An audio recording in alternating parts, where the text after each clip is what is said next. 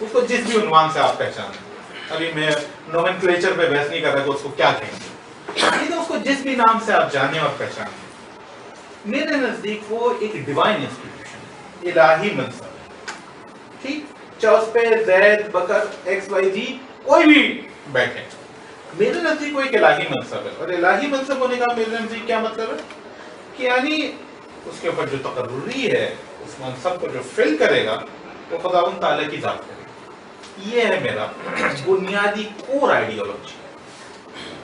جیسے آپ کی ہے کہ وہ جو ہے امت پہ چھوڑ دیا گیا ہے، اور امت اس کا اپنے زمان اور مکان کے اعتبار سے اس کے لیے کوئی بھی مناسب طریقہ کار طے کرے گی اور اس ویکینسی کو فل کرے گی. یعنی وہ ایک پبلک انسٹیٹیوشن ہے آپ کے نزدیک خلافت. ٹھیک ہے، میں یہ چاہوں گا کہ گفتگو میں، چونکہ جب بھی شخصیات کی بحث آتی ہے میں کیوں اوائڈ کرتا ہوں، کوئی میرا بھائی یہاں پہ آفنڈ نہیں ہے، میرا مقصد کسی کو ہرٹ کرنا نہیں ہے. آئیڈیالوجی پہ بحث کریں گے، نہ آپ باعث ہوں گے نہ میں باعث ہوں گا، عصبیت نہیں ہے. ہم جب تک نظریے پہ بحث کریں گے اور شخصیات کو درمیان میں نہیں ہے. جیسے ہی شخصیات کی جنگ کرنا شروع کرتے ہیں، پھر یہ اس نے یہ کیا، اس نے یہ کیا. آئیڈیالوجی اگر آپ کی صحیح ہے، ختم بات. میں کوئی بھی بات کرتا رہا ہوں، میری بات ختم ہے. جی جس طرح آپ نے کہا نا شخصیات کی، تو شخصیات کی بات ہم بھی نہیں کرتے ہیں. اگر شخصیات کی بات ہم کرتے ہیں تو عقائد کی بنیاد پہ بات کرتے ہیں. تو پہلے عقیدے کی بات ہوتی ہے. جی، کیونکہ ہمارے ہاں اہل بیت جو ہے نا، اہل بیت کرام وہ بہت اعلیٰ شخصیات ہیں. ہم ان کی شان میں ایک لفظ بھی برداشت گستاخی والا نہیں کر سکتے ہیں. اسی لیے ہم نے جو عقیدہ بنایا ہے اس میں، جیسے آپ سائن نے کہا خلافت والا، تو ہم نے اس کو خلافت میں بھی شامل کیا ہے. اگر ہمارا تعصب شخصیات کی بنیاد پہ ہوتا تو ہم اہل بیت کو، میں قطعاً نہیں کہہ رہا سر کہ آپ کا تعصب شخصیات، میں کر رہا ہوں، نہیں، میں جو جنرلی بات کر رہا ہوں. جس طرح آپ نے کہا تو اس میں جو ہے نا، جس طرح آپ نے فرمایا کہ اصل بات ہوتی ہے عقیدے کی، تو ہم بھی وہی بات کرنا چاہتے ہیں. تو اہل شیعت اور اہل سنت کا جو جھگڑا آپس میں ہے نا، وہ حقیقت میں دیکھا جائے کہ وہ شخصیات کا نہیں ہے، بالکل صحیح، وہ ہے ہی نظریات کا اور عقیدے کا. اور وہ عقیدہ جو ہے بنیادی، وہ ہے خلافت بلا فصل. اگر آپ اجازت دیں نو سر، یہی اکثر بحث یہ ہوتی ہے، یہ جو آپ کہہ رہے ہیں، تو میں یہ غلط فہمی دور کرنا ہے. جی ہاں، اور یہ کمیونیکیشن نہ ہونے کی وجہ سے مسائل پیدا ہوتے ہیں. جی ہاں، آپ یہ سمجھتے ہیں، یہ پرسیپشن ہے کہ ہم یہ کہتے ہیں کہ حضرت علی کو مسلمانوں کو پہلا خلیفہ بنانا چاہیے. ہم یہ نہیں کہتے. نہیں، آپ یہ سمجھتے ہیں کہ ہم یہ کہتے ہیں کہ حضرت علی کو پہلے نمبر پہ ہونا چاہیے. وہ اس لیے کہتے ہیں عقائد کی بنیاد پہ. جی، میں یہ ایکسپلین کرنا چاہتا ہوں. جی ہاں، جی، نو سر، جی نو، یہ مسئلہ نہیں ہے کہ پہلے اور دوسرے کا مسئلہ ہے. ہمارے نزدیک خلافت ڈیوائن ہے. جب ہم کہہ رہے ہیں الہی منصب ہے، جی ہاں، تو ہمارے نزدیک اللہ تقرر کرے گا، اللہ جس کا بھی کرے گا. جی صحیح ہے، ٹھیک ہے. ارے کوئی بھی شخصیات ہو، وہ کوئی بھی ہو، اللہ کرے گا. یہ صحیح. اب اگر وہ ڈیوائن ہے جی، تو پھر آپ نیکسٹ کوشچن کریں گے کہ بھئی یہ ثابت ہو گیا ڈیوائن ہے، ٹھیک، اور آپ کا نظریہ وہ پبلک ہے. جی، بات ختم ہو جائے گی. اگر پبلک ثابت ہوگی تو ہماری بات ختم ہو جائے گی. پلیز، اب آپ کیسے گفتگو شروع کرنا چاہیں گے؟ خلافت سے آغاز کرنا چاہیں گے، خلفائے ثلاثہ کی آئیڈیالوجی کو کیسے ڈسکس کریں گے، آپ گفتگو کریں گے. یعنی میں یہ چاہوں گا کہ ہم آپ کے سامنے آڈینس ہیں، اور آپ ہمیں اپنا جو نظریہ خلافت ہے وہ دلیل کے ساتھ ہمیں سمجھا دیں. سب سے پہلی بات یہ ہے کہ جس طرح موضوع خلافت طے ہوا ہے، ٹھیک ہے، اور آپ نے بھی یہ کہا کہ شخصیات کی بحث نہیں ہوگی. انشاءاللہ آپ نے یہ کہا بحث ہے آئیڈیالوجی ہے. جی، وہی بتا رہا ہوں میں. تو سب سے پہلی بات یہ ہے کہ ایک نظریہ آپ کا ہے، ایک نظریہ ہمارا ہے، ٹھیک ہے. تو اب دیکھنا یہ ہے کہ آپ کا نظریہ وہ قرآن و حدیث سے یا کتابوں سے ثابت ہے کہ نہیں، ہمارا نظریہ وہ ثابت ہے کہ نہیں. بالکل اس بات کریں. بالکل سر. تو اب دو نظریہ آ گئے. تو اس کے وجہ سے، اس بات کی وجہ سے کہ صرف میں ہی بنوں اور سوال مجھ سے ہی ہوں، آپ بھی سر، میں بات پوری کر لوں تاکہ پھر تو ہم دونوں کے نظریات الگ الگ ہیں.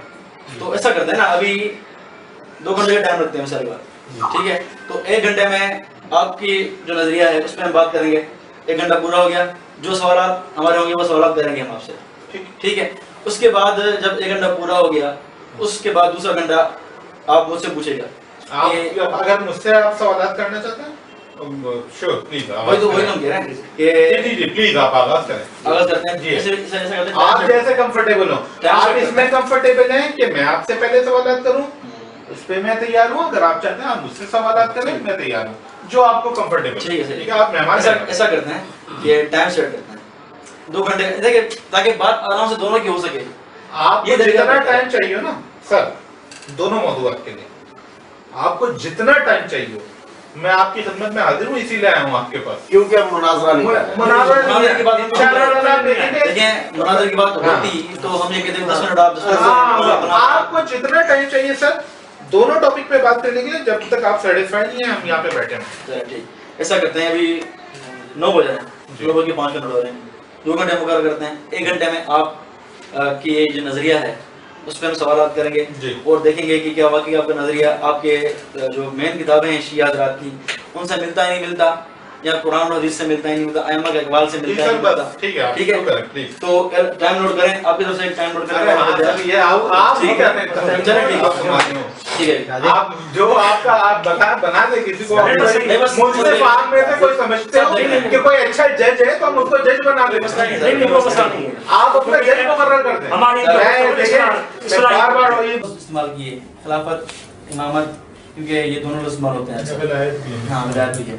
तो पहला मेरा क्वेश्चन यही होगा कि इनमें कोई फर्क है या सब एक ही चीज है?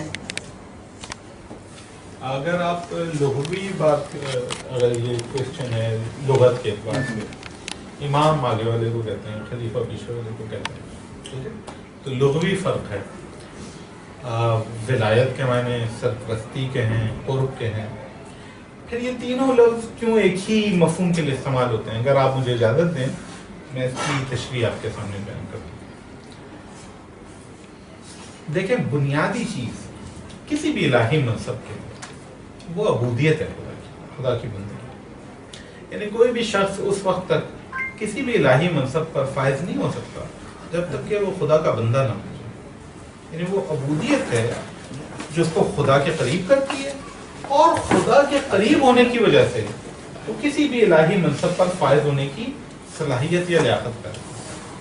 यही वजह है कि जब हम शहादतैन पढ़ते हैं, कलमा शहादत पढ़ते हैं, अशहदु अन्ना मुहम्मदन अब्दुहु व रसूलुहु, यही वजह है कि अब्दियत का जिक्र पहले करते हैं, यानी वो खुदा के बंदे हैं। और अब्दुहु जब कहते हैं तो यानी इखलास से कामिल की मंजिल है, सिर्फ उसके बंदे हैं, उसके अलावा किसी के बंदे नहीं। और यही वजह है कि वो अल्लाह के रसूल, तो ये अबूदियत उसको खुदा के करीब करती है, खुदा की बंदगी। अब ये जो खुदा से करीब होना है, इसको हम लफ्ज़ विलायत से भी ताबीर करते हैं। ये हमारे यहाँ के दोनों के यहाँ ताबीर मौजूद है, यानी वो अल्लाह का वली, अल्लाह का दोस्त, यानी जो अल्लाह के करीब है, अपने अमल की वजह से खुदा के करीब है।